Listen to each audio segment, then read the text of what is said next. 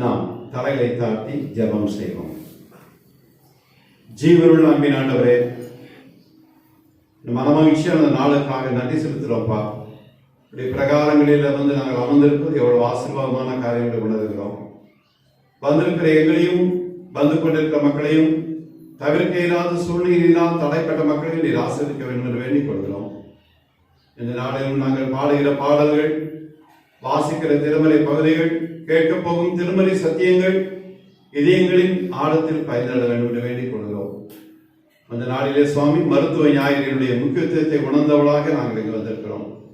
Medical சண்டைகளுடைய ஆசீர்வாதத்தை எல்லாருக்கும் பகிர்ந்து தாரும். இயேசுவின் தாய்ப்பணிந்து மன்றாடுகிறோம் தந்தையே, ஆமென். நம்முடைய காலை வழிபாட்டு காரணமாக பாமாலைகளிலே முதலாவது பாடலை பாடுவோம். ஆத்மமே உன் ஆண்டவரின் திருப்பாதம் பணிந்து என்றார்.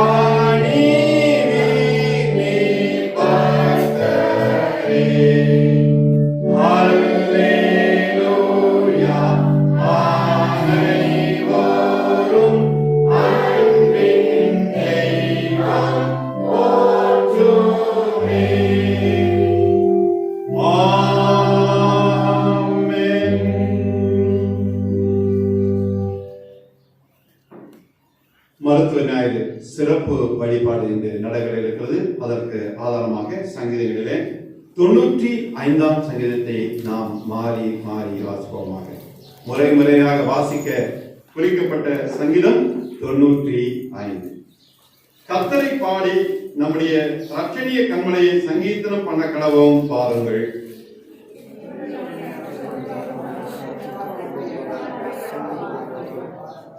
கர்த்தரே மகா தேவனும் எல்லா தேவர்களுக்கும் மகாராஜனுமாய் இருக்கிறார்.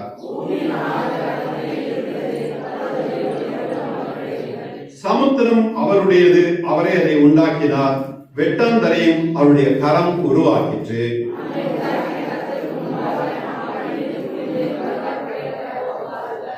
அவர் நம்முடைய நம்முடைய தேவன் நம்ம மேய்ச்சலின் ஜனங்களும் அவர் கைக்குள்ளான ஆடுகளுமாமே.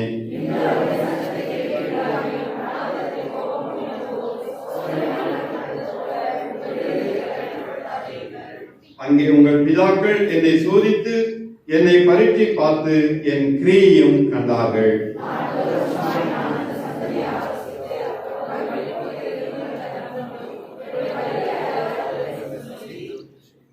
இணைந்து சொல்லுவோம். என்னுடைய கோபத்திலே ஆணையிட்டேன். பிதாவுக்கும் குமாரனுக்கும் பரிசுத்த ஆவிக்கும் மகிமை உண்டாவதாக.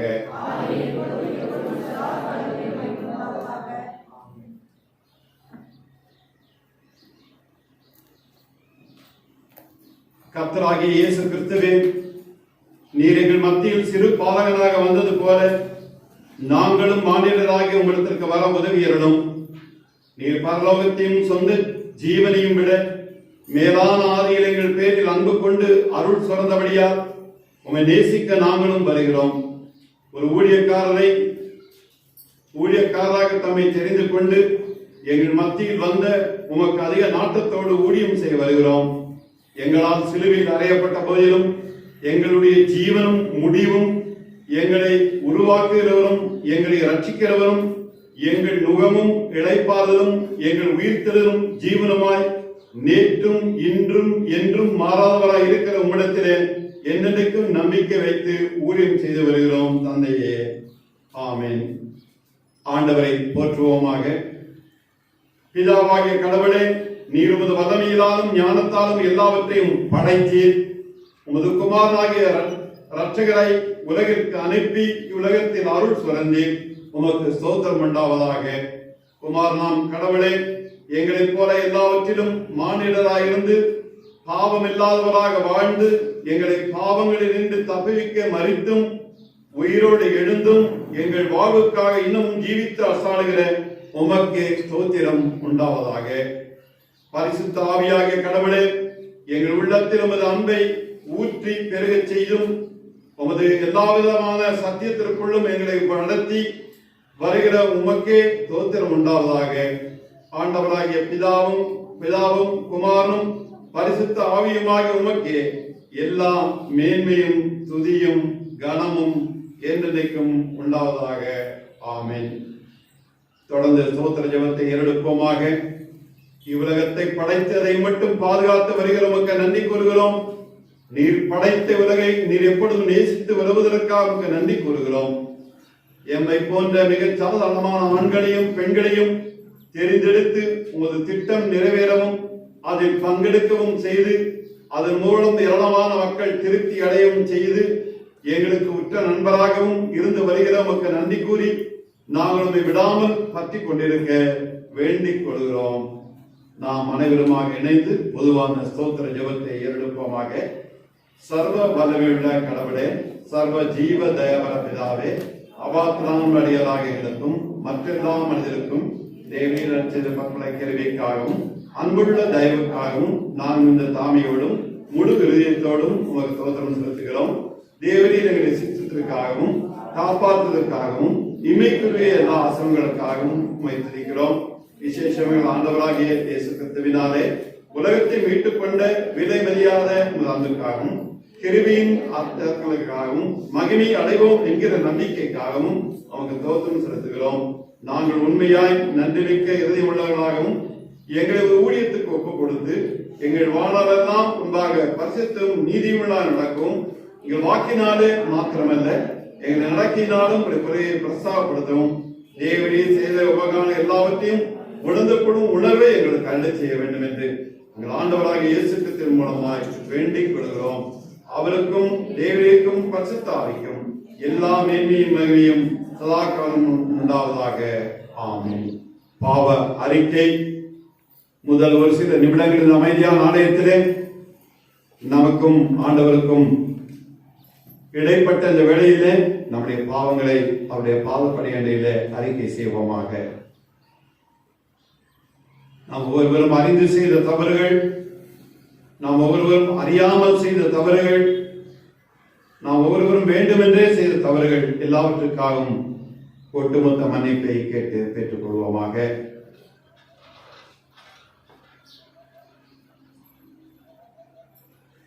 நாங்கள் எப்படிப்பட்டவர்களாய் இருக்கிறோம் என்று உணர்ந்து விடத்தில் அறிக்கையிடுகிறோம்.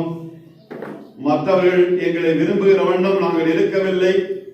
எங்கள் ஆத்மா ஆழங்களில் என்ன இருக்கிறது என்பதை ஒப்புக்கொள்ள நாங்கள் அஞ்சினோம். ஆனால் எங்களை முன்பாக மறைத்துக் கொள்ள விரும்பவில்லை. நாங்கள் எந்த நிலையில் இருக்கிறோம் என்பதை நீர் அறிந்தும் எங்களை நேசித்து வருகிறீர் என்பதை நம்புகிறோம். எங்கள் மனசாட்சி குறுகி போக வண்ணம் எங்களுக்கு உதவி செய்திடலும். உமது நாமத்தினாலே எங்களை மதிக்க போதித்தரலும். உமது வல்லமையினாலும் வழி நடத்தினாலும் நாங்கள் நம்பிக்கை வைக்க எங்களுக்கு வல்லமை தந்திரலும். உலகத்தில் நிம்மதியற்ற சூழ்நிலைக்கு நாங்கள் எங்கள் பங்கை செலுத்தி பங்கு கொண்டதை அறிக்கையிடுகிறோம். எங்கள் சகோதரர்களுக்கு எங்களில் அநேகர் முரணாக நடந்து வந்ததை மன்னித்தரலும். எங்கள் பிள்ளைகளுக்கு வருத்தத்தையும் வியாதியையும் அழிவையும் கொண்டு வருகிற பயங்கரமான ஆயுதங்களின் பேரில் நம்பிக்கை வைத்ததற்காக எங்களை மன்னியும். எங்கள் தரமற்ற பொருட்களினாலும் சேவைகளினாலும் பிறருக்கு ஓரவஞ்சனையாக நடந்து வந்ததை மன்னியும். கிறிஸ்தவர்களாக நாங்கள் சுவிசேஷத்தை பற்றி நிச்சயம் இல்லாதவர்களாயும் அதை சொல்ல ஆயத்தம் இல்லாதாயும் இருந்ததற்காக மன்னித்தரலும். ஆமென். பொதுவான பாவ அறிக்கை அனைவரும் இணைந்து சொல்லுவோம். சர்வ வல்லமையும் மிகுந்த இரக்கமுள்ள பராவரனே, நாங்கள் சிந்தியினாலும் வார்த்தையினாலும் செய்கையினாலும் விரோதமாக பாவம் செய்திருக்கிறோம் என்று அறிக்கையிடுகிறோம். உம்மை முழு இருதயத்தோடும் முழு ஆத்மாவோடும் முழு பலத்தோடும் நேசிக்கவில்லை. எங்களிடத்தில் அன்பு கூறுவது போல நாங்கள் உங்களிடத்தில் அன்பு கூறவில்லை. நாங்கள் செய்த பாவங்களை எங்களுக்கு மன்னித்து எங்களை உணர்த்தியறலும். உமது இரக்கத்தால் நாங்கள் எவ்வாறு இருக்க வேண்டும் என்பதை காட்டி எங்களை நடத்தியறலும். அதன் மூலம் உமது அன்பின் கரத்தால் எங்களை முடுகாட்டி நாங்கள் கர்த்தராகிய இயேசு கிறிஸ்துவின் அடிச்சுவடுகளை பின்பற்றி நடக்க உமது ஞானத்தால் எங்களை நிரப்ப வேண்டும் என்று தாவியோடு வேண்டிக் கொள்கிறோம் தந்தையே. ஆமென். சபையார் அமர்வும். முதலாம் திருமறை பகுதி வாசிக்க.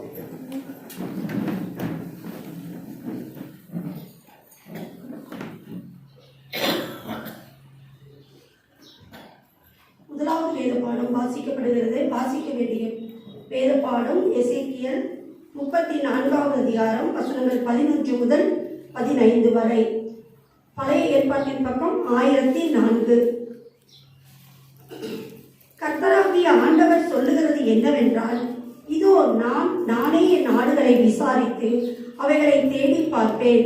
ஒரு மேய்ப்பன் சிதறுண்டு தன் ஆடுகளின் நடுவே இருக்கிற நாளில் தன் மந்தையை தேடிக் கொண்டிருக்கிறது போல நான் என் ஆடுகளை தேடி மப்பும் மந்தாரமான நாளிலே அவைகளை சிதறுண்டு போன எல்லா இடங்களிலும் இருந்து அவைகளை தப்பி வர பண்ணி அவைகளை ஜனங்களிடத்தில் இருந்து புறப்படவும் தேசங்களில் இருந்து சேரவும் பண்ணி அவைகளுடைய சுய தேசத்திலே அவைகளை கொண்டு வந்து இஸ்ரவேல் மலைகளிலே மேலும் ஆறுகள் அண்டையிலும் தேசத்தின் சகல வாசஸ்தலங்களிலும் அவைகளை மேய்ப்பேன். அவைகளை நான் மேய்ச்சலிலே மேய்ப்பேன். இஸ்ரவேலுடைய உயர்ந்த மலைகளில் அவைகளுடைய தொழுவம் இருக்கும். அங்கே அவைகளில் நல்ல தொழுவத்தில் படுத்துக்கொள்ளும். இஸ்ரவேலின் மலைகளில் நல்ல மேய்ச்சலை மேயும். என் ஆடுகளை நான் மேய்த்து அவைகளை நான் மடக்குவேன் என்று கர்த்தராகிய ஆண்டவர் சொல்லுகிறார் என்பதே முதலாவது வேத பாடம் வாசித்தாயிற்று. தேவனே உமக்கு ஸ்தோத்திரம் உண்டாவதாக. தொடர்ந்து இரண்டாம் திருமறை பகுதி வாசிக்க கேட்கிறோம்.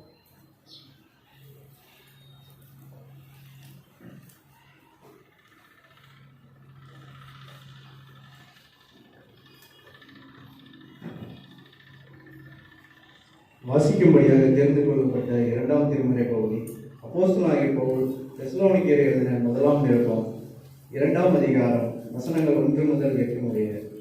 1 தெசலோனிக்கேயர் 2ஆம் அதிகாரம் வசனங்கள் 1 முதல் 8 முடிய. சகோதரரே, நாங்கள் உங்களிடத்தில் பிரவேசித்து வீணாய் இருக்கவில்லை என்று நீங்கள் அறிந்திருக்கிறீர்கள். உங்களுக்கு தெரிந்திருக்கிறபடி முன்னே பிலிப்பு பட்டணத்தினாலே நாங்கள் பாடுபட்டு நிந்தை அறிந்திருந்தும் வெகு போராட்டத்தோட தேவனுடைய சுவிசேஷத்தை உங்களுக்கு சொல்லும்படி நம்முடைய தேவனுக்குள்ளே தைரியம் கொண்டிருந்தோம். எங்கள் போதகம் வஞ்சகத்தினாலும் தூரசையினாலும் உண்டாக்கவில்லை. அது கபடமுள்ளதாயும் இருக்கவில்லை.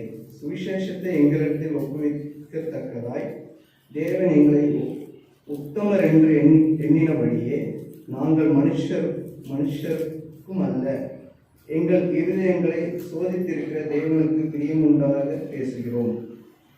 உங்களுக்கு தெரிந்திருக்கிறபடியே நாங்கள் ஒரு காலம் இச்சகமான வசனங்களை சொல்லவும் இல்லை, பொருளாசை உள்ளவர்களாயும் மாயம் பண்ணவும் இல்லை.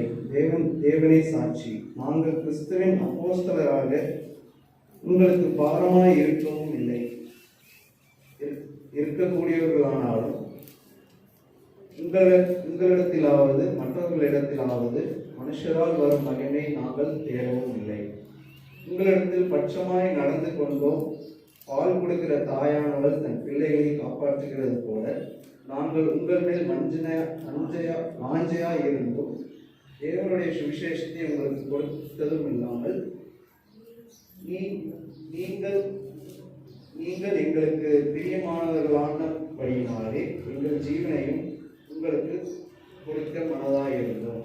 வாசிக்க முடியாது தெரிந்து கொள்ளப்பட்ட இரண்டாம் வேத பகுதி வாசித்தாயிற்று. தேவனே உங்களுக்கு மகிமை உண்டாவதாக. நாம் அனைவருமாக எழுந்து நின்று நம்முடைய பற்றுறுதியை அப்போஸ்தலர் விசுவாச பிரமாணத்தின் வழியாக ஒருங்கிணைந்து அறிக்கை செய்வோமாக. வானத்தையும் பூமியும் படைத்த சரவணமுள்ள பிதாவாகிய தேவனை விசுவாசிக்கிறேன். அவருடைய ஒரே குமாரனாகிய நாதர் இயேசு கிறிஸ்துவை விசுவாசிக்கிறேன். அவர் பரிசுத்த ஆவியினாலே அன்பிற்கு உற்பத்தி பிறந்தார். முதலாவது காலத்தில் பாடுபட்டு சிறுவர் அறையுண்டு மரித்து அடக்கம் பண்ணப்பட்டு பாதாளத்தில் இறங்கினார். 3ஆம் நாள் மரித்து எழுந்திருந்தார். அரவணத்துக்கேறி சரவண பிதாவாகி தேவன் வலது பக்கத்தை வீற்றிருக்கிறார். அவிடத்திலிருந்து உயிரிழந்து மரித்தவர்கள் நியாயந்தீர்க்க வருவார். விசுவாசிக்கிறேன். சபையும் ஐக்கியமும் மன்னிப்பும் செயல் வைக்கிறோம். நிச்சயம் விசுவாசிக்கிறேன். ஆமென். ஒவ்வொரு சுருக்க ஜெபத்திற்கு பின்பும் எங்கள் வேண்டுதலை கேட்டருளும் கர்த்தாவே என்று மறுமொழி சொல்ல அன்போடு நீங்கள் கேட்டுக்கொள்கிறீர்கள். எங்கள் வேண்டுதலை கேட்டருளும் கர்த்தாவே என்று மறுமொழி சொல்லும். உமது பிள்ளைகளின் துன்பங்களில் ஈடுபாடு கொண்டு அவர்களில் மிகுந்த பரிவும் இரக்கமும் கொண்டுள்ள சரவணமுள்ள பிதாவே, கஷ்டப்படுவர்களுக்காக உம்மை வேண்டிக் கொள்கிறோம். சரீரத்திலும் மனதிலும் பலவீனமாய் இருப்பவருக்காகவும் அவர்கள் சுகமடையவும் வேதனைகளில் ஆண்டிருப்பவர்கள் தேவையான உதவியும் தேர்தலையும் பெறவும் மரணத்தருவாய் இருப்போர் மரண நிழலின் பள்ளத்தாக்கிலே உமது பிரசன்னத்தையும் உமது சாயலையும் காண விழிப்புற செய்யவும் உம்மை வேண்டுகிறோம். தம் சொந்த குற்றங்களுக்கு இல்லாமல் தங்கள் வாழ்க்கை பாதையால் அவதிவரையும் குறைவுபட்டும் பயனில்லாது அமைதியாய் இருப்பவரையும் நிரந்தர காயம் அடைந்தவர்களையும் நினைத்து உம்மை வேண்டுகிறோம். திக்கற்றவர்களுக்காகவும் பட்டினியில் இருப்பவர்களுக்காகவும் மிதமிஞ்சிய வேலைகளினால் அவதி கூறுவோருக்காகவும் பாதுகாப்பற்ற வாழ்க்கையால் இன்னத் ஒருவருக்காகவும் நசுக்கப்பட்டு உதவியற்ற நிலைக்குள் தள்ளப்பட்டவர்களுக்காகவும் உம்மை வேண்டிக் கொள்கிறோம். தாய் தந்தைக்கும் உமது அன்பையும் உமது அருமையும் தெரியாது மறக்கப்பட்ட சூழ்நிலையில் இருக்கும் சிறு பிள்ளைகளுக்காக வேண்டிக் கொள்கிறோம். உமது அன்பின் அறிவுக்கு எட்டாத நிலையிலிருந்து பல இன்னல்களிலிருந்து கட்டளிக்கப்படாத மக்களுக்காக வேண்டிக் கொள்கிறோம். தங்கள் சொந்த குற்றங்களுக்காகவும் தவறுகளுக்காகவும் துன்பப்படும் மக்களுக்காகவும் வேண்டிக் கொள்கிறோம். மருத்துவ கல்லூரிகளிலும் மருத்துவமனைகளிலும் சுகமளிக்கும் பணியில் பயிற்சி பெற தாங்களாகவே முன்வந்தோருக்காக மன்றாடுவதோடு அவர்களது அன்பினால் தூண்டப்பட்டவர்களாக நோய் பெற்றவர்களிடத்தில் மிகவும் பரிவும் இரக்கமும் கொண்டு கிறிஸ்து ஒவ்வொரு நபருக்காகவும் மரித்தார் என்பதை மனதில் கொண்டு அவர்களுக்கு சிகிச்சை செய்து தரவும் பயிற்சி பெறவும் வேண்டுதல் செய்கிறோம். தந்தையே, சர்வ வல்லமையுள்ள தேவனே, பற்பல நிலையிலுள்ள நோயாளிகளுக்கும் பலதரப்பட்ட வேதனையுடைய மக்களுக்கும் இடையில் நீர் ஆசீர்வதிக்கப்பட்ட குமாரனாக இயேசு கிறிஸ்துவாய் இருந்து அங்கும் இங்கும் எங்கும் நன்மை செய்பவர்களாக திரிந்து தொடர்ந்து சுகமளித்து வந்தீரே. இப்போதும் முக்கியமாக எங்கள் நாட்டில் உள்ள மருத்துவமனைகளிலும் மருத்துவ கல்லூரிகளிலும் நிலையங்களிலும் மகிமையான இப்பணியை செய்ய எங்களில் வல்லமையை தொடர்ந்து நோயுற்றோர் சுகம் பெற எங்களை பரிசுத்தப்படுத்தியவர்களும் மருத்துவர்களும் ரண சிகிச்சை செய்யும் ரகண வைத்தியர்களும் மருத்துவ தாதிமார்களும் உங்கள் பொறுப்பையும் பதவியும் திறமையும் ஞானத்தையும் தந்திரலும் ஒரு அன்பின் நோக்கம் உட்கொண்டு மக்களின் துயர்களை நீக்க முற்பட்டு ஊழியம் செய்வதிடத்தில் முதல் நல்ல ஆசீர்வாதத்தை பொழிந்திட வேண்டுமாய் எங்கள் ஆண்டவராக இயேசு கிறிஸ்துவின் மூலம் பணிவுடன் வேண்டிக் கொள்கிறோம். இன்றும் இல்லங்களிலே உடல்நலக் குறைவாயிருப்போர், மருத்துவமனைகளிலே உடல்நலக் குறைவாக அனுமதிக்கப்பட்டிருப்போர் எல்லாருக்காக நாம் ஜெபிப்போம். தாய்மை பேட்டில் இருக்கிற அம்மாமார்களுக்காக ஜெபிப்போம். ஏற்ற வழியிலே குழந்தை செல்வங்கள் கிடைக்க வேண்டும் என்று நாம் வேண்டிக் கொள்வோம். ஒருவருக்காகவும் நாம் வேண்டிக் கொள்வோம்.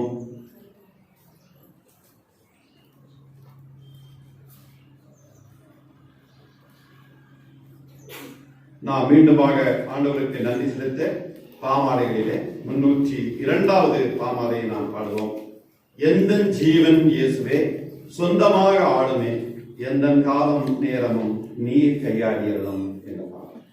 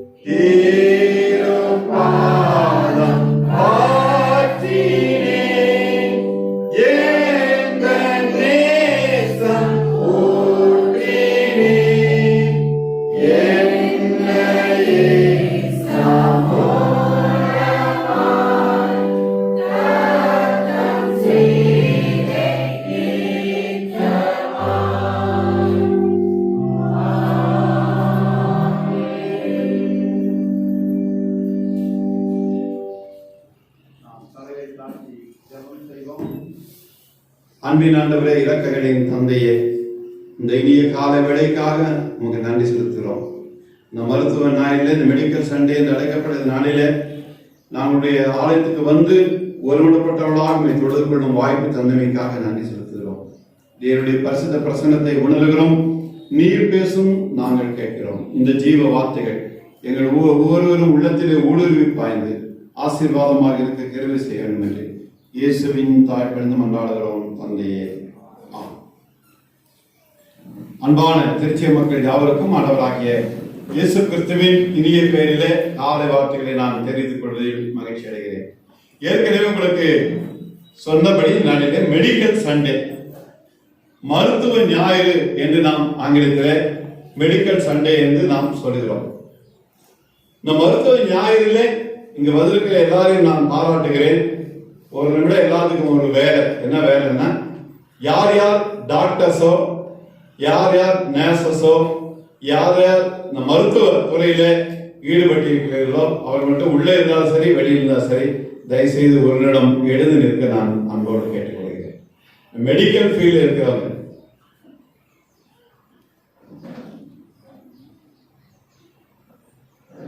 தேங்க்யூ. மெடிக்கல் ஃபீல்டு என்பது ஒரு மிகப்பெரிய ஒரு ஃபீல்டு. மருத்துவ துறை என்பது ஒரு மிகப்பெரிய துறை. மருத்துவத்துறை நம்ம டாக்டர் மட்டும் நினைக்க கூடாது. அதுக்கு கீழே உதவியை செய்து பணியாற்றுகிற நர்சஸ், அதை விட இந்த ஹாஸ்பிட்டல்ல மேனேஜ்மெண்ட் செய்கிறவர்கள், மருத்துவத்துறையிலே பணியாற்றுகிற ஒரு கடைநிலை ஊழியர்களுக்கும் நாம் மதிப்பும் மரியாதையும் கொடுக்க வேண்டும். அவங்க இல்லைன்னா பெரிய டாக்டர்ஸ் வேலை செய்ய முடியாது. சோ டாப் டு பாட்டம், ஒரு உயிரிய நிலையிலிருந்து கீழ்நிலை வரை இருக்கிற ஒவ்வொருவரையும் ஆண்டவர் ஆசீர்வதித்து வந்து இந்த நாளிலே இந்த மருத்துவத்துறை மிகப்பெரிய அளவிலே விண்ணயிட்டும் அளவிற்கு பல விதமான மாறுதல் இருந்தாலும் ஆண்டவருடைய சித்தம் இல்லாமல் எதுவும் நடைபெறுகிறது என்பதை நீங்களும் நானும் மிக தெளிவாக இருந்திருக்கிறோம். ஆண்டவருடைய நாட்களிலே ஆண்டவர் கை வைத்த உடனே சுகமாச்சு. யார் யாருக்கு என்னென்ன குறைந்ததோ அவர் சொல்லாகும் கட்டளையிட நிற்கும் போல ஆண்டவர் சொன்னார், சுகம் பெற்றார்கள். ஒன்று ஆண்டவருடைய வல்லமை, இரண்டாவதாக அவருடைய விசுவாசம், நம்பிக்கை. ஆண்டவரத்துல போய் சொன்னா ஆண்டவர் கேட்பாரு, எனக்கு சுகம் கொடுப்பார்கள். அழிக்க முடியாத ஆணித்தரமான ஒரு அடிப்படையான விசுவாசம். ஆபிரகாம் விசுவாசத்தை மட்டுமே நான் நினைக்க கூடாது. என்னுடைய இண்டிவிஜுவல் விசுவாசம் என்ன, என்னுடைய நம்பிக்கை என்ன, நான் நம்பிக்கை உள்ளவனாக இருக்கிறேனா, நம்பிக்கை அற்றவராக இருக்கிறேனா. ஒரு சாதாரண தலைவலியான கூட நம்மளால தாங்க முடியாது. ரீசன் வேற, அது அப்புறம் சொல்றோம். ஆனாலும் அதை சுகம் கொடுக்கிறவர் ஆண்டவர் என்கிற ஒரு நிலைமை இருக்க வேண்டும். ஆண்டவரே எனக்கு இந்த தலைவலி வந்திருக்கு, எனக்கு நீங்க சுகம் கொடுங்கன்னா கண்டிப்பா கிடைக்கும். உடனே நம்ம நினைக்கலாம் ஆண்டவர் தான் எல்லாம் கொடுக்குறாங்க, எதுக்கு டாக்டர்ஸ், எதுக்கு நர்சஸ், அடுத்த கேள்வி நம்ம கேட்கலாம். இந்த உலகத்திலே அந்த மருத்துவரையும் உருவாக்கிறது ஆண்டவர், இந்த நர்சஸையும் உருவாக்கிறவர் ஆண்டவர். மெடிக்கல் ஃபீல்டு என்பது ஒரு கடல் போன்ற ஆழமான ஃபீல்டு. அதுல ஊசிகள் மட்டுமல்ல, மருந்து மாத்திரைகள் மட்டுமல்ல, எல்லாமே கலந்தது. அது அரசு மருத்துவமனையாக இருக்கலாம், தனியார் மருத்துவமனையாக இருக்கலாம், ஒரு சாதாரணமாக சின்ன கிளினிக்காக இருக்கலாம். எங்கே இருந்தாலும் அங்க ஒரு மருத்துவர் இருப்பார், தாதிமார்கள் நர்சஸ் இருப்பாங்க, உதவியாளர் இருப்பார், நமக்கு பணி செய்வதற்காக. அந்த இடத்திலும் உங்களுடைய என்னுடைய நம்பிக்கை என்ன? யாரெல்லாம் வேலை செஞ்சாலும் ஒரு மருத்துவர் படிப்பதற்கு ஒரு ஞானத்தை ஆண்டவர் தான் கொடுக்க வேண்டும். மருத்துவத்துறை என்கிறது ஒரு சாதாரண துறை அல்ல. சிகிச்சை நம்ம படிச்சோமே, ஜெபம் பண்ணும்போது ஒரு ஆபரேஷன்ங்கிறது சாதாரணமான வேலை இல்லை. அனஸ்தீசியாக்கு அங்க வேலை இருக்கு. அனஸ்தீசியர் கரெக்டா அந்த மருந்தை கொடுத்தாதான் டாக்டர் வந்து ஆபரேஷன் சக்சஸ்ஃபுல்லா செய்ய முடியும். அப்ப அந்த மருத்துவருடைய கரத்தோடு ஆண்டவருடைய கரம் பொருந்தி இருக்கிறது என்பதை வெளிப்படையா தெரியாட்டாலும் நீங்களும் நானும் நம்புகிறோம், உணர்கிறோம். நிறைய உங்களுக்கு அந்த எக்ஸ்பீரியன்ஸ் இருக்கலாம். பாருங்க, எங்ககிட்ட ஒண்ணுமே இல்லை. உங்களுடைய ஆண்டவரை நீங்கள் வேண்டிக் கொள்ளுங்கள். ஆண்டவர் உங்களோடு இருக்கிறார். கண்டிப்பா இந்த ஆபரேஷன் சக்சஸ் ஆகும்னு நமக்கு முன்னாடி ஆண்டவருடைய அன்பையே தெரியாத மக்கள் சொல்லும்போது அப்ப ஆண்டவருடைய பற்றி அவங்க எவ்வளவு தெரிஞ்சிருப்பாங்க. கூட நம்ம நினைக்கிறோம் நம்ம மட்டும் தான் கரெக்டா பைபிளை வாசிக்கிறோம், மற்றவர்கள் வாசிப்பதில்லை. நம்மளை விட கரெக்டா பைபிளை வாசிக்கிறவர்கள் மற்ற மதத்தில் அநேக பேர் இருக்கிறார்களே சாட்சி சொல்ல முடியும். உதாரணமாக மகாத்மா காந்தியை மட்டுமே இந்த நேரத்தில் சொல்ல முடியும்.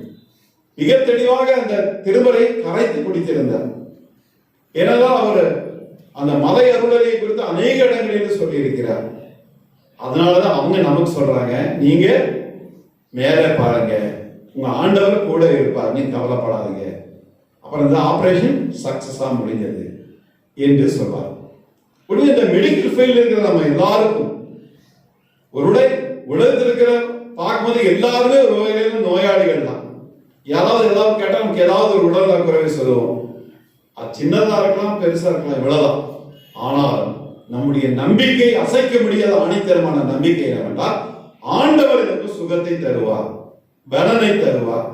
டாக்டர் மூலமாக, நர்சஸ் மூலமாக மருந்து இருந்தால் அதை கண்டுபிடிப்பதற்குரிய ஞானத்தை ஆண்டவர் தந்திருக்கிறார். அதனால நாம் சுகம் பெற முடியுங்கிற அழுத்தமான அனைத்தரமான நம்பிக்கை உங்களுடைய உள்ளத்துல பதிந்திருக்க வேண்டும். அந்த விசுவாசம் இருந்தால்தான் இது நடக்கும். ஒரு மனிதனை நம்பினால் நடக்காது, ஆண்டவரை நம்பினால் எல்லாம் நடக்கும். இதற்கு ஆதாரமாக ஏசாயாவின் நூல் எடுத்தவர்கள் வாசிகள் 66ஆம் அதிகாரம் 13ஆம் வசனத்தின் முதல் பகுதி. ஏசாயா 66:13 போதும். ஒரு தாயை போல தேற்றுகிறார். ஆண்டவர் மிக தெளிவாக சொல்லுகிறார், உலகத்திலே சிறந்தவர்கள் தாய். ஏன் சொல்றோம்? தந்தை சொல் மிக்க மந்திரம் இல்லை, தாய் சொல்லை தட்டாதே. ஏன் சொல்றோம்?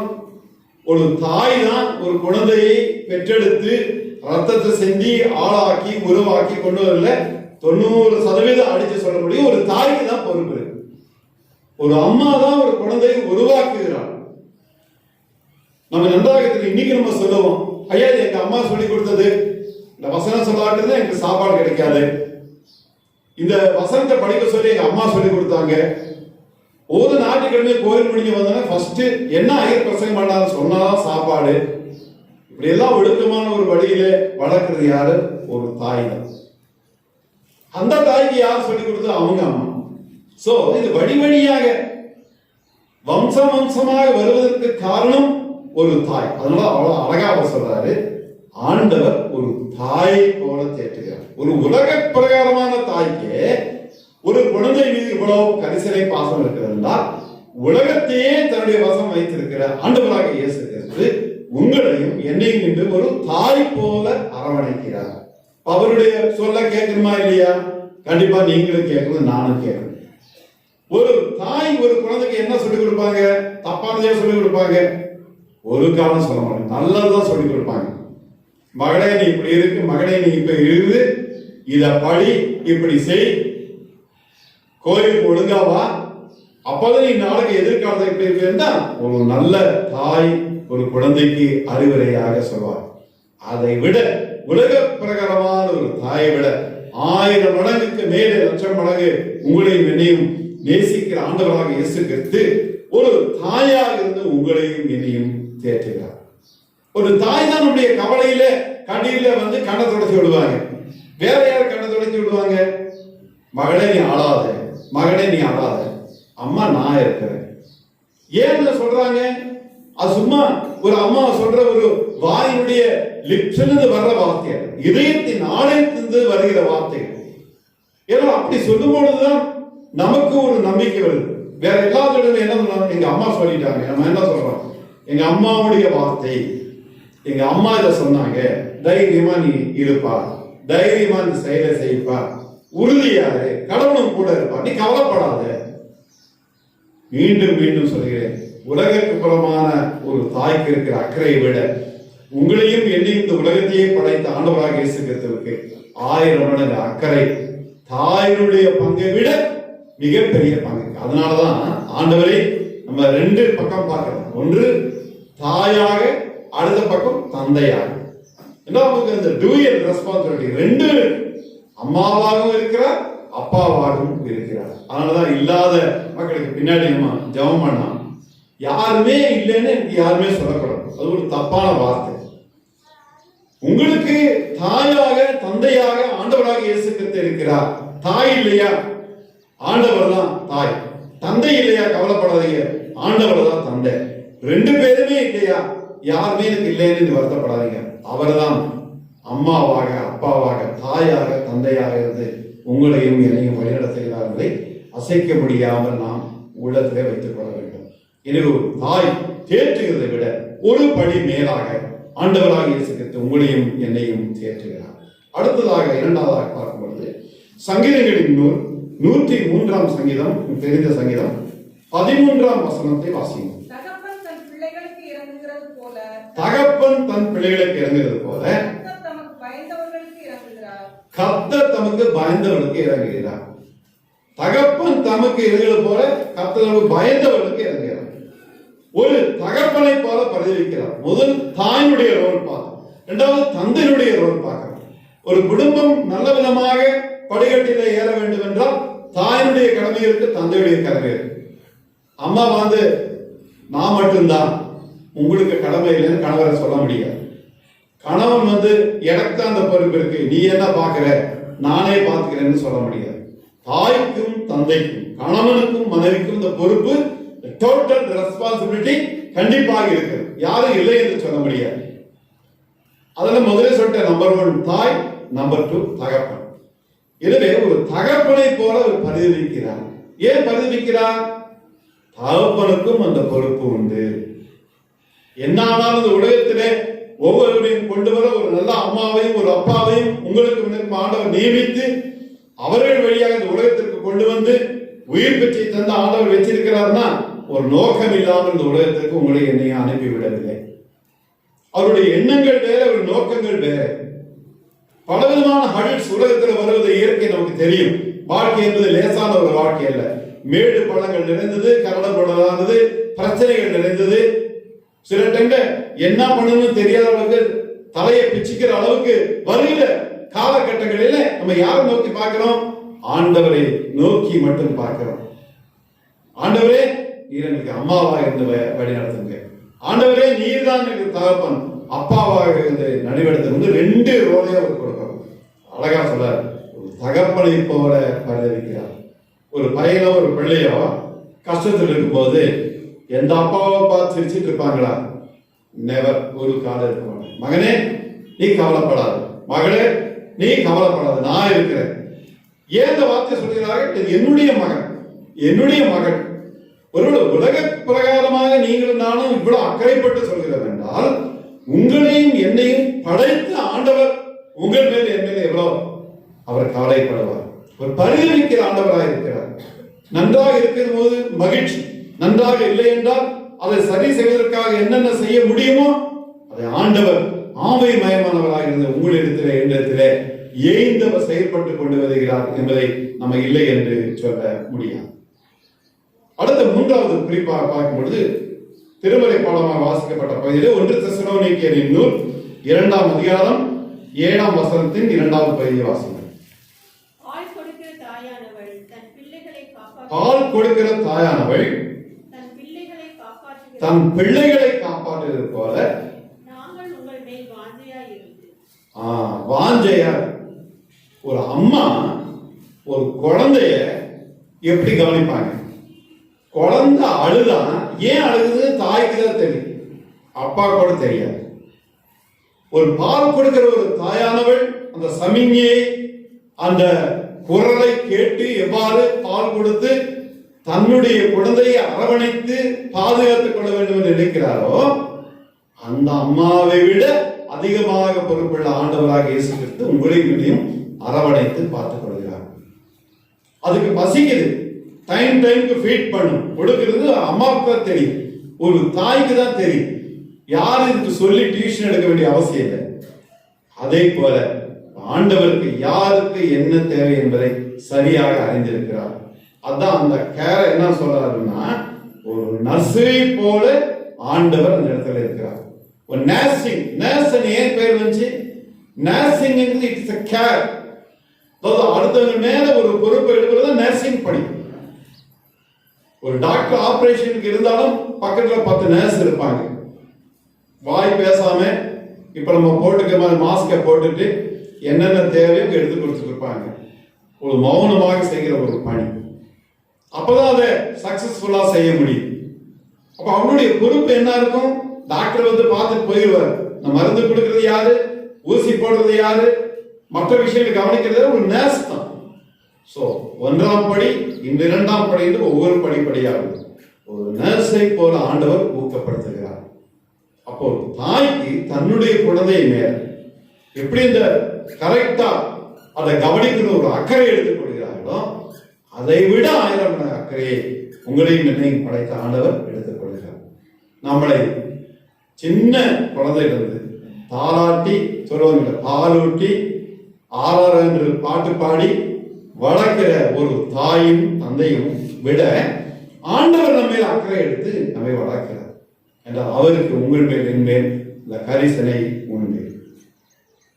நான்காவது குறிப்பாக பார்க்கும் பொழுது உபாகமத்தின் நூல் 32ஆம் அதிகாரம் 11ஆம் 12ஆம் வசனத்தின் 2ஆம் பகுதி வாசி. கழுகு தன் கூட்டை கலைத்து குஞ்சுகளின் மேல் அசைவாடி தன் செட்டைகளை விரித்து அவைகளை எடுத்து அவைகளை தன் செட்டைகளின் மேல் சுமந்து கொண்டு போகிறது போல கர்த்தர் ஒருவரே அவரை வழிநடத்தினார். கழுகு தெரியும் சொல்லுவாங்க, கழுகு பார்வையில் ஏன் அது சொல்றாங்க? கழுகு ரொம்ப மைன்யூட்டாக பார்வை இருக்கு. எவ்வளவு ஹைட்ல அது பறந்தாலும் பூமியில கீழே என்ன ஊறுதுங்கிறது அது கண்ணுக்கு தெரியும். நேரா வந்துட்டு கோழி குஞ்சாலும் கொத்திட்டு போயிடும், நம்ம கண்ணால பார்க்கணும். அதனாலதான் அதை சொல்றது, ஒரு கழுகை போல அசைவாடுகிறார். ஒரு கழுகை எப்படி அசைவாடுகிறதோ அதே போல ஆண்டவருடைய பிரசன்னம் இருக்கிறது. கழுகு தன் கூட்டை கலைத்து அதை டிசால்வ் பண்ணி அதை கலைச்சிட்டு தன் குஞ்சுகளின் மேல் அசைவாடி, அதுக்கு குஞ்சுதான் முக்கியம், அதை பாதுகாக்க வேண்டும். நம்ம அதுக்கு 5 அறிவுங்கிற, நமக்கு தான் 6 அறிவுங்கிறோம். நம்மளை விட அதற்கு கூடுதலாக அறிவு உண்டு என்பதை தைரியமாக நமக்கு சொல்ல முடியும். ஆராய்ச்சியாளர்களும் அதை தான் சொல்கிறார். குஞ்சுகளின் மேல் அசைவாடி தன் செட்டைகளை விரித்து, எப்படி செட்டை இருக்கிறது விரிச்சி அவைகளை எடுத்து அவைகளை தன் செட்டைகளின் மேல் சுமந்து கொண்டு போறது போல, செட்டைகளை நல்லா விரிச்சு அது மேல அந்த குஞ்சை வச்சுட்டு அது என்ன பண்ணுது? பறந்து போகுது. ஆனால் அங்கிருந்து கீழே விழுகாது. ஒன்று யார் சுமந்து கொண்டு போகிறார்? தன்னுடைய அம்மா தான் சுமந்து கொண்டு போகிறார். இரண்டாவது, அந்த அம்மாவுக்கு என்ன பொறுப்பு இருக்குது? நான் சுமந்து கொண்டு போறது என்னுடைய, நான் வளர்த்த என்னுடைய, எனக்கு பிறந்திருக்கிற குழந்தை. அதை எப்படி கேர்ஃபுல்லா கொண்டு போகணும்னு அது தெரியும். கர்த்தர் ஒருவரே அவனை வழி நடத்தினார். எப்படி இது கேர்ஃபுல்லா போகுதோ அதே போல நீங்களும் நானும் ஒவ்வொரு நாளும் வீட்டை விட்டு ஜெபம் பண்ணி வெளியில போறது, திரும்ப வீட்டுக்கு நாம திரும்பி வர்றது வரைக்கும் அன்றாட கூலி வேலைக்கு போனாலும் சரி, வியாபாரத்துக்கு போனாலும் சரி, அன்றாட பணியில் நம்ம எங்க வெளியில போனாலும் சரி, நடந்து போனாலும் சரி, 2 சக்கர வாகனத்துல போனாலும் சரி, 4 சக்கர வாகனத்துல போனாலும் சரி, ஆண்டவர் உங்களையும் என்னையும் சுமந்து செல்கிறார். இதுதான் அடிப்படையான ஆணித்தரமான நம்பிக்கையாக விசுவாசமாக இருக்க வேண்டும். கர்த்தருடைய சித்தம் இல்லாமல் எதுவும் நடக்கிறது. எப்படி கழுகு தன்னுடைய குஞ்சுகளை சுமந்து செல்கிறது போல ஒவ்வொரு நொடியும் ஆண்டவர் உங்களையும் என்னையும் சுமந்து. ஏன்னா எதுவும் ஆபத்து வரக்கூடாது, ஒரு விபத்து ஏற்படக்கூடாது, ஒரு கடினப்பாடு வரக்கூடாது என்பதை போல ஆண்டவர் உங்களையும் என்னையும் பாதுகாக்கிறார் என்பதை நாம் மனதிலே வைத்துக் கொள்ள வேண்டும். கர்த்தர் ஒருவரே அவரை வழிநடத்துகிறார். வேற யாரும் வழிநடத்துவதற்கு இல்லை. உங்களையும் என்னையும் அனுதினமும் வழிநடத்தவர் ஆண்டவராகிய இயேசு கிறிஸ்து. 5வது குறிப்பாக பார்க்கும் பொழுது மத்தேயு எழுதின நற்செய்தி நூல் 23ஆம் அதிகாரம் 37ஆம் வசனத்தின் 2ஆம் பகுதி வாசி. கோழி தன் குஞ்சுகளை தன் சிறகின் கீழே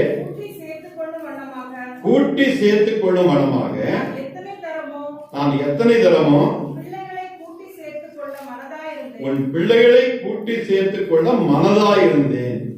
ஒரு கோழியை போல கூவி அழைத்து கூட்டி சேர்க்கிறார். சின்ன வயசுல படிச்சது உங்களுக்கு ஞாபகம் இருக்கும்.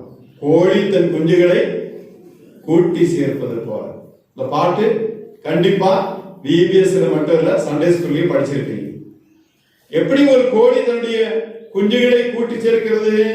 அழகா சொல்றாரு, அவை கூவி அழைக்கிறது. ஏன் கூட்டி சேர்க்கிறது? தன்னுடைய குஞ்சுகளுக்கு எந்த ஆபத்தும் விபத்தும் வரக்கூடாது. ஏதாவது ஒண்ணு அதுவும் அது செட்டைகளை விரித்து தன் சிறையின் கீழே கூட்டி சேர்த்துக் கொள்ளும் வரமாக நான் எத்தனையோ உன் பிள்ளைகளை கூட்டி சேர்த்துக் கொள்ள மனதாய் இருந்தேன். ஆண்டவர் சொல்ற வார்த்தை, சும்மா எழுதப்பட்ட ஒரு வார்த்தை. மத்தேயு தெளிவா சொல்றார். ஏன் இந்த கோழி தன்னுடைய குஞ்சுகளை பாதுகாக்க வேண்டும் என்று நினைக்கிறது? எனக்கு ஒரு கஷ்டம் ஏற்பட்டாலும் பரவாயில்ல, நான் செத்தாலும் பரவாயில்ல, என்னுடைய குஞ்சுகளுக்கு எந்த பிரச்சனையும் வரக்கூடாது. எத்தனையோ நிகழ்வுகளிலே எத்தனையோ புக்கில் நீங்க படிச்சிருக்கலாம். நெருப்பு வந்து அந்த கோழி, தாய் கோழி இறந்திருக்கும்.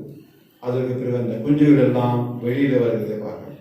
ஸோ அது தாய் இறந்தாலும் பரவாயில்ல, தன்னுடைய குஞ்சுகள் உயிர் வாழ வேண்டும். நல்லா நீங்க யோசிச்சு பாருங்க. ஒவ்வொரு பெற்றோரும் செய்கிற ஒரு பணி. திருமறை மிக தெளிவாக கற்பிக்கிறது. நாட்கள் நீடித்து நிலைத்திருப்பதற்கும் தகப்பனையும் தாயும் கனம் பண்ணுவார். ஆனால் இவர் பேரண்ட்ஸ் ஏன் சொல்லப்படுகிறது? உன் நாட்கள் நீடித்து நிலைத்திருக்க வேண்டும் என்றால் அம்மாவை அப்பாவை யார் ஒழுங்கா கவனிக்கிறார்களோ அவர்களுக்கு குறைவு வராது.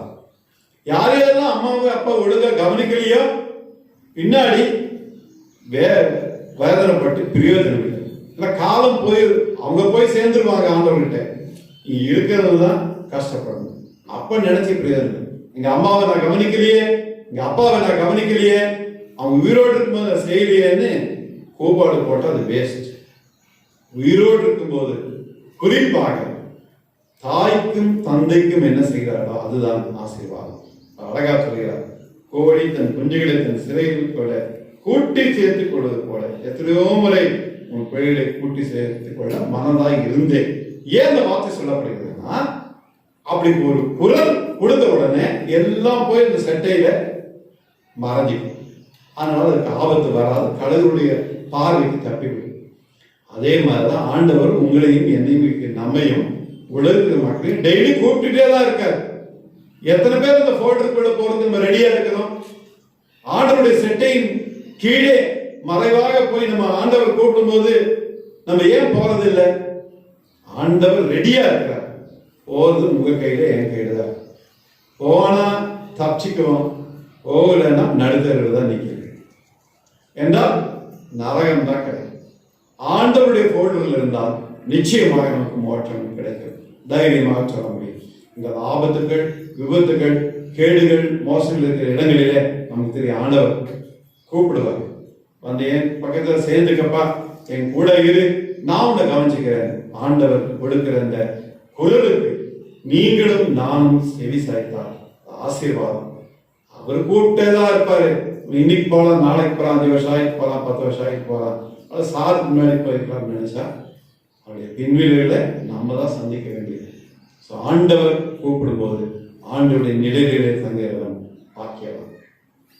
அடுத்த 6வது குறிப்பாக எசேக்கியேலின் 34ஆம் அதிகாரம் 12ஆம் 13ஆம் வசனத்தின் முதல் பகுதியை வாசிக்கிறோம். ஒரு மேய்ப்பன் சிதறுண்ட தன் ஆடுகளின் நடுவே இருக்கிற நாளில், ஒரு மேய்ப்பன் சிதறுண்ட தன் ஆடுகளின் நடுவே இருக்கிற நாளில் தன் மந்தையை தேடிக் கொண்டிருக்கிறது போல, தன் மந்தையை தேடிக் கொண்டிருக்கிறது போல நான் என் ஆடுகளை தேடி, நான் என் ஆடுகளை தேடி மப்பும் மந்தாரமுமான நாளிலே, மப்பும் மந்தாரமான நாளிலே அவைகள் சிதறுண்டு போன எல்லா இடங்களிலும் இருந்து அவைகளை தப்பிவிட பண்ணி அவைகளை ஜனங்களிடத்திலிருந்து புறப்பட போதும். அப்புறம் கீழே அந்த வசனத்தை லாஸ்ட்ல படிங்க. அவைகளை மேய்ப்பேன் என்று அந்த வசனம் முடியும். ஒரு மேய்ப்பன் சிதறுண்ட தன் ஆடுகளின் நடுவே இருக்கிற நாடு. மேய்ப்பன் யார்? ஆண்டவராக இயேசு கிறிஸ்து. சிதறியிருக்கிற மக்கள் யார்? நீங்களும் நான். ஒரு மேய்ப்பன் சிதறுண்ட தன் ஆடுகளின் நடுவே இருக்கிற நாளில் தன் மந்தையை தேடிக் கொண்டிருக்கிறது பாரு. முதலே சொன்ன இதை நான் திரும்பி திரும்பி சொல்றேன். ஆண்டவருடைய மந்தையை நீங்களும் நானும் உங்களை என்னையும் டெய்லி தேடிக்கிட்டே இருக்கிறார். தேடிக்கொண்டிருக்கிறது போல நான் என் ஆடுகளை தேடி, பாருங்க, நம்ம தான் அவரை தேடி போகணும். ஆனா அவர் என்ன பண்றாரு? உங்களையும் என்னையும் தேடி வருகிறார். தேடி மப்பும் மந்தாரமான நாளிலே அவைகள் சிதறண்டு போன எல்லா இடங்களிலிருந்து அவைகளை தப்பி வர பண்ணினேன். பாருங்க, அது வந்து ஒரு எஸ்கேபிசம். எங்கேயாவது போய் மாட்டிக்கிட்டோமா, எங்கேயாவது போய் ஒரு தகாத இடத்துல போய் சிக்கிட்டோமா, அங்கிருந்து தப்பிருக்க ஆண்டவர் உங்களுக்கு எனக்கு உதவி பண்றாரு. இல்ல நான் இந்த குட்டையில தான் இருப்பேன், நான் இது இப்படிதான் இருப்பேன், நான் எங்கேயே செத்து போறேன்னா அது யாரும் ஒண்ணு பண்ண முடியாது. இல்ல ஆண்டவரே உடைய கூப்பிட்ட குரலுக்கு நான் வர்றேன், இது வரைக்கும் நான் தப்பு செஞ்சுட்டேன், தயவுசெய்து என்ன மன்னிங்க. எப்படி இந்த 38 வருடம் கஷ்டமா இருந்தவங்க சொன்னா, மற்றவங்களும் வந்து இந்த குளத்துல குதிச்சிடுறாங்க, ஆண்டவரே என்னால முடியல. ஆண்டவர் சொன்னார், நீ எழுந்து படுத்து எடுத்து கொண்டு நட, சாப்டர் முடிஞ்சது. படுக்கை எடுத்துக்கொண்டு நடந்தான். அவர் சொல்லாகும் கட்டளையிடுங்கள். அதாங்க ஆண்டவர். ஒரு நிகழ்வை கொடுப்பாரு.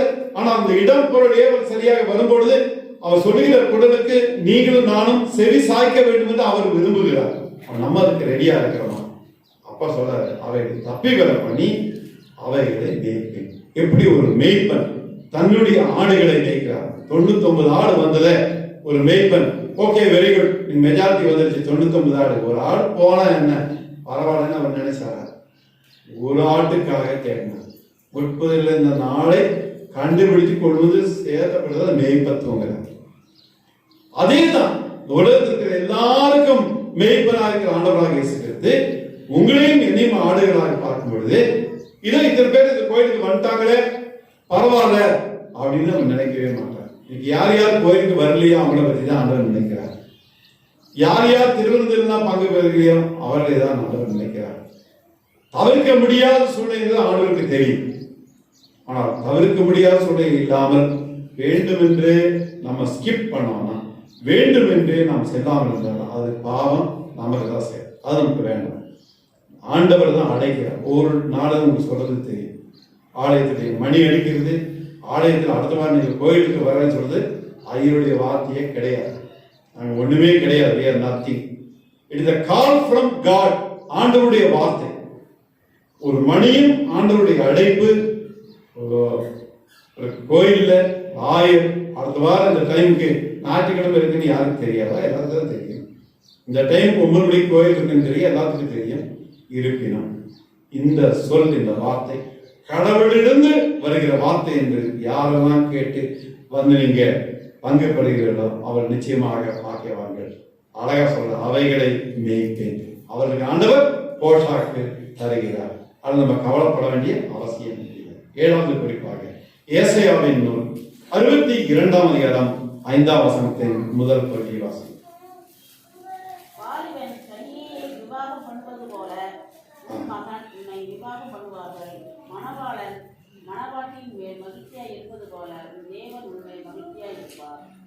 ஒரு மணவானுடைய ஒரு வேலை என்ன? ஒரு மணவாட்டியை மகிழ்ச்சியாக வைப்பதுதான் மணவாளனுடைய பணி.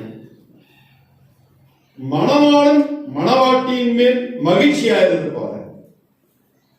ஒரு புருஷன் ஒரு மனைவியின் மேல ஒரு மகிழ்ச்சியா சந்தோஷப்படுத்தி நன்றாக வைத்திருக்க வேண்டும். அதைத்தான் திருமறை சொல்கிறது. வைத்திருக்கிறது போல உன் தேவன் உன்மேல் மகிழ்ச்சியா இருப்பார். இது உலக பிரகாரமான காரியம். ஒரு கணவன் மனைவி மேல் வைத்திருக்கிற அன்பு, ஒரு மனைவி கணவன் மேல் வைத்திருக்கிற அன்பு உலக பிரகாரமான அன்பு அல்லது நிறையான அன்பு, முப்பரையில் அறுபடாத என்கிற அன்பு. அதை விட இங்கு அழகாக சொல்கிறார், உன் தேவன் உன்மேல் மகிழ்ச்சியா இருக்கிறார். மணவாளன் மணவாட்டின் மேல் மகிழ்ச்சியா இருக்கிறது போல அதை ஒரு உதாரணமா தான் சொல்றார். அப்படின்னா என்ன? திருமறையில் நமக்கு இருக்குது. ஒருவருடைய திருமணத்திற்கு கொடுக்கிற உடன்படிக்கை எது வரைக்கும்? மரண நாள் வரைக்கும். என்பது அந்த பைண்டிங் தெரியும். ஆனால் நம்ம எப்படி இருக்கலாம்ங்கிறத கருத்தல்ல. இந்த பைண்டிங் அது வரைக்கும் வாழ்வில் நம்மை பிரிக்கும் வரை அதை கடவுளுக்கு முன்பாக நம்ம உறுதியாக ஆண்டவருடைய ஆலயத்திலே கொடுக்கிறோம். இது ஐயர் கேட்கிற வார்த்தை அல்ல, ஆண்டவர் சொல்கிற வார்த்தை. அங்க சொல்லுகிறார், தேவன் மேல் ஆண்டவர், அவன் தேவன் உன்மேல் மகிழ்ச்சியா இருக்கிறார். ஒரு கணவன் மனைவி மேல் ஒரு விருப்பப்பட்டு மகிழ்ச்சியா இருக்கிறது உலக பிரகாரமாக. ஆனால் தேவாதி தேவன் உங்களையும் என்னையும் படைத்தாண்டவர் உங்கள் மேல் என் மேல் பிரியமா இருக்காரு. நம்ம எவ்வளவு பாக்கியவாங்க. ஒரு நம்ம நினைக்கிறோம், சில டைம் நம்ம தப்பா நினைச்சுக்கிறோம். ஆண்டவர் அவர்களை நேசிக்கிறார், என்ன நேசிக்கிறது இல்லை. ஆண்டவர் பார்த்து இவங்க எல்லாரும் கொடுக்கிறார், எனக்கு கொடுக்கறது இல்லை. நிறைய பேருடைய புலம்பலை நாம் பார்க்கிறோம். அப்படி கிடையாது. ஒரு நாளும் ஓரவஞ்சகை செய்கிற ஆண்டவர் உங்களை என்னையும் படைத்தாண்டவர். எல்லாருக்கும் சரிசமமாக கொடுக்கிற ஆண்டவர் தான் உங்களுக்கும் எனக்கும் இருக்கிற ஆண்டவர். பல விதமான தாளந்துகளை ஆண்டவர் நமக்கு தந்திருக்கிறார். அதெல்லாம் என்ன பண்ணிக்கிறோம்? புதைச்சி வச்சிருக்கிறனாலதான் பிரச்சனை. இந்த தாளந்துகளை எடுத்து ஆண்டவருக்கு என்று உபயோகிக்கும் போது ஆசீர்வாதமாக இருக்கும்.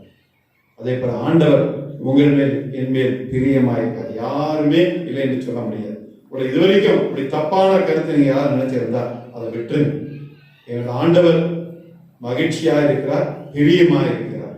ஒரு கணவன் ஒரு மனைவி மேல் வைக்கிற ஒரு அன்பை விட ஆண்டவராக இயேசு கிறிஸ்து நம்மேல் வைத்திருக்கிற அன்பு கோடிக்கணக்கானது, மில்லியன் கணக்கானது தைரியமா சொல்ல முடியும்.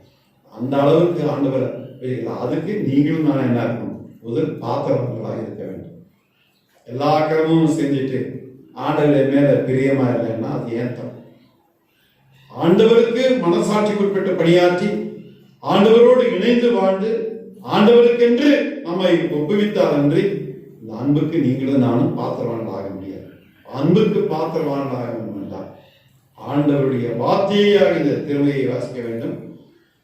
முட்டி போட்டு ஆண்டவருக்கென்று நாம் ஜெபிக்க வேண்டும். எல்லாரிடமும் இன்டராக்ஷன் நன்றாக இருக்க வேண்டும். ஆண்டவர் சொன்னது போல உலகத்திலே நீங்களும் நானும் வாழ்ந்து காட்ட வேண்டும்.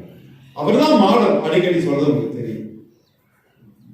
Lord Jesus Christ model for all. எல்லாத்துக்கும் அவர்தான் மாடல். வேற யாரையும் சொல்ல முடியாது. நான் இருக்கிறேன், நீங்க இருக்கிறேன்னு சொல்றதெல்லாம் ஒரு ஒரு விஷயத்துக்கு சொல்லலாம், எல்லாத்துக்கும் சொல்ல முடியாது. அவர் பரிசுத்தராக இருக்கிறது மாதிரி யாருமே உலகத்துல வாழ்ந்ததும் இல்லை, இருந்ததும் இல்லை, இனிமேல் இருக்க போவதும் இல்லை. அதனால சொல்றோம், ஏசாமி போல நீங்களும் நானும் வாழ கற்றுக்கொள்ள வேண்டும். ஏசாமி மாதிரி இருங்க அப்படின்னு சொல்றோம். அவர் தான் மாடல். கண்டிப்பாக ஆண்டவர் யாருமே அப்படி ஒரு கருத்து இருந்தால் தயவு செய்து மாற்றிக்கணும். எல்லார் மேலும் ஆண்டவர் பிரியமாக இருக்கிறார். ஒவ்வொருவரையும் உச்சந்தடைந்து உள்ளங்கால் வரை நிறைவான ஆசீர்வாதத்தால் நிரப்புவார். தேவன் தாம் இந்த வசனங்களை ஆசீர்வதிப்பாராக. ஜெபம் செய்வோம். அன்பின் ஆண்டவர், இந்த மருத்துவ நியாயத்தில் இந்த ஆழமான வசனங்களுக்கு நன்றி எடுக்கிறோம்.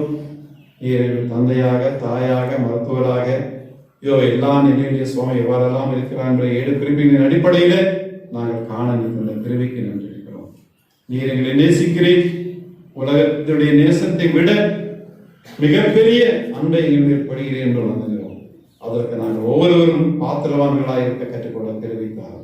இயேசுவின் தாழ்படைந்து மன்றாடுகிறோம் தந்தையே. நன்றி செலுத்த கீர்த்தனையிலே 108வது பாடலை பாடுவோம்.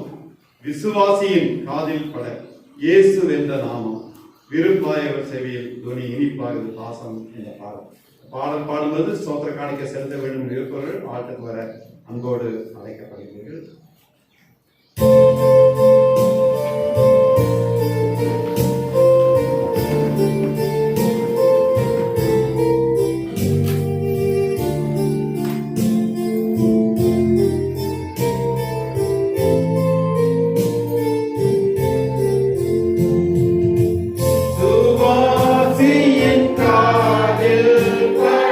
Yesu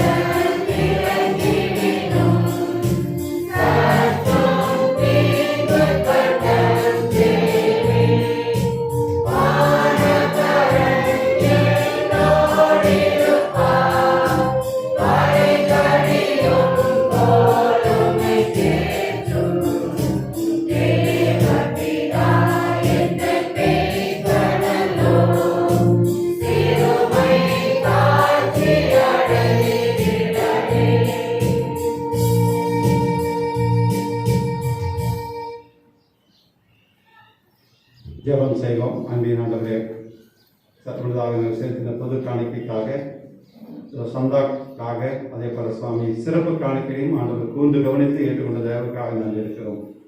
செலுத்துவதற்கு இடத்தில் ஒன்றுமில்லை என்று நினைத்தாலும் செலுத்த நீர் எங்களுக்கு தந்த தகுதிக்காக நன்றி இருக்கிறோம்.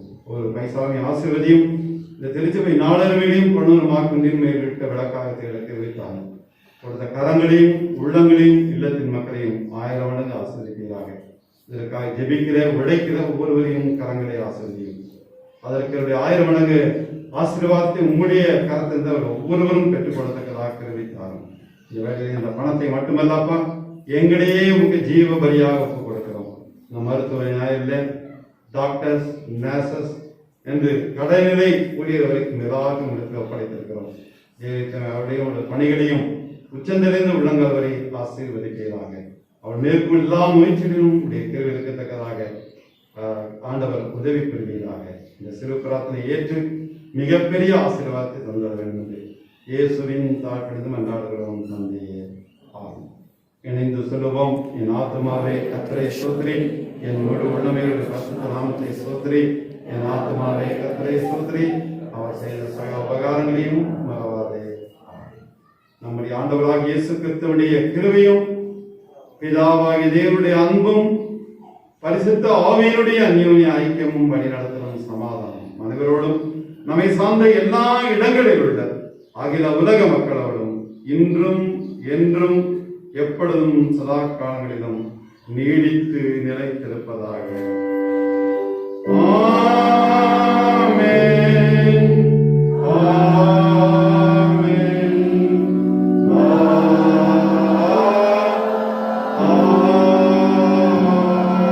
ஆமென். நிறைவு பாடலாக கீர்த்தனையில 5வது பாடலை பாடுவோமாக. சர்வலோகாதிப நமஸ்காரம், சர்வ சிருஷ்டிகளே நமஸ்காரம், தரைக்கடல் உயிர்வான் சகலமும் படைத்த தயவர பிதாவே நமஸ்காரம்.